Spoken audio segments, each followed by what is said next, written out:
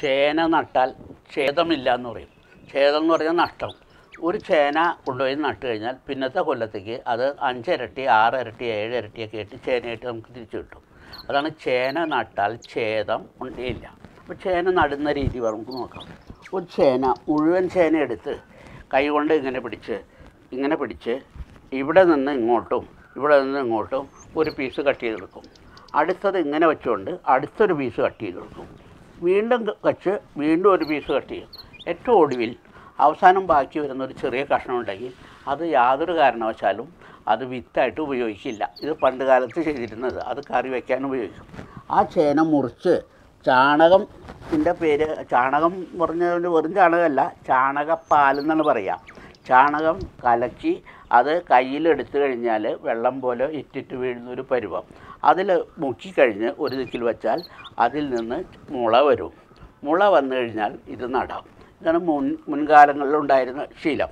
ഈ ശീലത്തിന് വ്യത്യസ്തമായിട്ടാണ് ഞാനിപ്പോൾ ഒരു 5-10 കൊല്ലമായിട്ട് ചേന നടുന്നത് വേറെ ടൈപ്പിലാണ്. അതെന്താ പ്രത്യേകത എന്ന് വെച്ചിട്ടുണ്ടെങ്കിൽ കുട്ടിച്ചേന എന്ന് പറയും.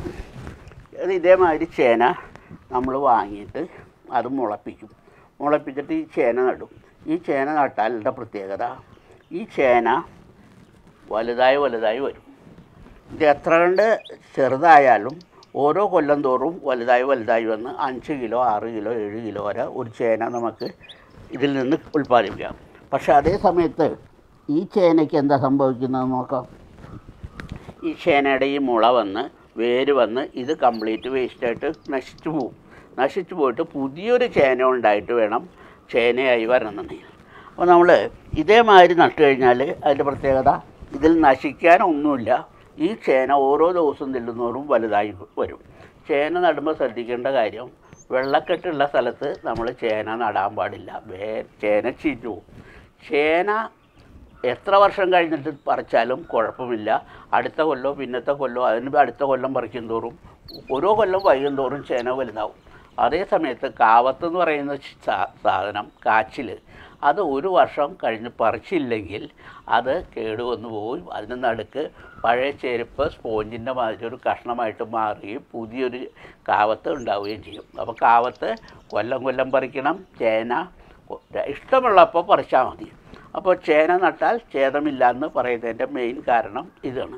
അപ്പോൾ നമുക്ക് ഇതേമാതിരി കുട്ടിച്ചേന, ഈ കുട്ടിച്ചേന എവിടെ നിന്നുണ്ടാവുന്നു? വലിയ ചേനയുടെ സൈഡിൽ ഇതേമാതിരി കഷ്ണങ്ങളുണ്ടാവും. ഈ കഷ്ണങ്ങൾ നമ്മൾ മുറിച്ചെടുത്തിട്ട് വെറുതെ എവിടെയെങ്കിലും നട്ട് കഴിഞ്ഞാൽ അത് കുട്ടിച്ചേനയായിട്ട് മാറും. ആ ചേന പിന്നത്തെ വർഷം ഇതേമാതിരി കുട്ടിച്ചേനയാകുമ്പോൾ നമുക്കത് കൊണ്ടുപോയി നടാം. നട്ട് പിന്നത്തെ വർഷം വലിയ ചേന ഉണ്ടാകുമ്പോൾ അതിൻ്റെ സൈഡിലുണ്ടാകുന്നത് എടുത്ത് മുറിച്ച് നട്ടാൽ വീണ്ടും ചേന കിട്ടും. അപ്പോൾ കൊല്ലം ഇതേമാതിരി. അപ്പോൾ ചാണകപ്പാലിലും മുക്കി വച്ച് കഴിഞ്ഞാൽ ഇതിൻ്റെ അകത്തുനിന്ന് നടുക്കുന്ന മുള വരും. ഇനി ചേന മുളയ്ക്കണ്ട എന്ന് തോന്നുവാണെങ്കിൽ നമുക്ക് എന്ത് ചെയ്യാന്ന് വെച്ചിട്ടുണ്ടെങ്കിൽ ചേനയെ കമഴ്ത്തി വെച്ച് കഴിഞ്ഞിട്ടുണ്ടെങ്കിൽ ചേന മുളയ്ക്കില്ല. ഇപ്പോൾ സമയമായിട്ടില്ല, മുളയ്ക്കേണ്ട, അത്ര നേരത്തെ കൂട്ടി നടാൻ പറ്റില്ല എന്ന് തോന്നുകയാണെങ്കിൽ കമഴ്ത്തി വെച്ചാൽ ഈ ചേന മുളയ്ക്കില്ല.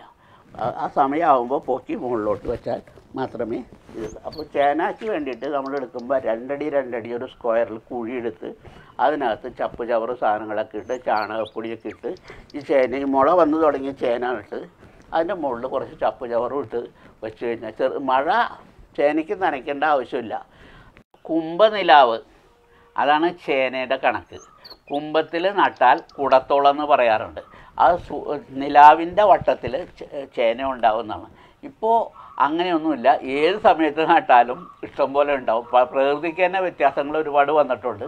അപ്പോൾ ഏത് സമയത്തും നമുക്ക് ചേന കൃഷി ചെയ്യാം. നല്ല മഴക്കാലം ചേന നടുന്ന സമയത്ത് ചേന മുളച്ചിരിക്കണം. മുളയ്ക്കാതെ കൊണ്ട് നട്ടു കഴിഞ്ഞാൽ മുറിച്ച ചേനയാണെങ്കിൽ ചീഞ്ഞു പോകും. അല്ലെങ്കിൽ മുളച്ചതാണെന്നുണ്ടെങ്കിൽ ധൈര്യമായിട്ട് ഇതേമാതിരി നമുക്ക് ഇഷ്ടം പോലെ ചേന ഉണ്ടാവും.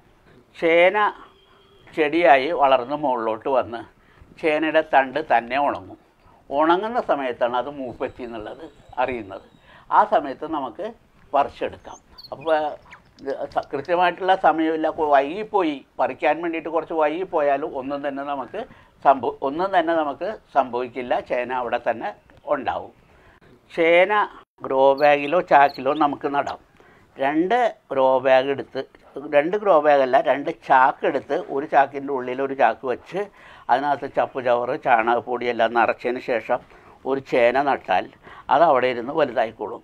ഈ ചേനയ്ക്ക് കൊടുക്കുന്ന വളം മുഴുവനും ചാക്കിലോ ഗ്രോ ബാഗിലോ ആണെങ്കിൽ ആ ചേനയ്ക്ക് തന്നെ കിട്ടും, മറ്റുള്ള ചെടികൾക്കോ വേരുകളോ ഒന്നും കൊണ്ടുപോകില്ല. അപ്പോൾ കൊടുക്കുന്ന വളം അതിനകത്ത് കിട്ടും. ഒരു ചാക്ക് നിറയെ ചേനയുണ്ടാകും. ചേന പൂക്കും. പൂത്ത് കഴിഞ്ഞാൽ അതിൻ്റെ മണം അപകാരമാണ്. ചേന പൂത്ത് കഴിഞ്ഞാൽ, പൂത്ത ഉടനെ തന്നെ നമുക്ക് കറി വയ്ക്കാൻ പലരും ഉപയോഗിക്കും. പൂത്ത് വിരിഞ്ഞ് കഴിഞ്ഞ് കഴിഞ്ഞാൽ നിൽക്കാൻ പറ്റില്ല. അത്ര ചേന ചത്ത് ചെളിയിൽ കിടപ്പതോ ചേന പൂത്ത് മണമുല്ലസിക്കുകയോ എന്ന് പറയും. ചേന ചത്ത് വെള്ളത്തിൽ കിടന്നാൽ ചീഞ്ഞ മണം വരും. അതേമാതിരിയാണ് ചേന പൂത്ത് കഴിഞ്ഞിട്ടുള്ള മണം, അപാരമായിരിക്കും.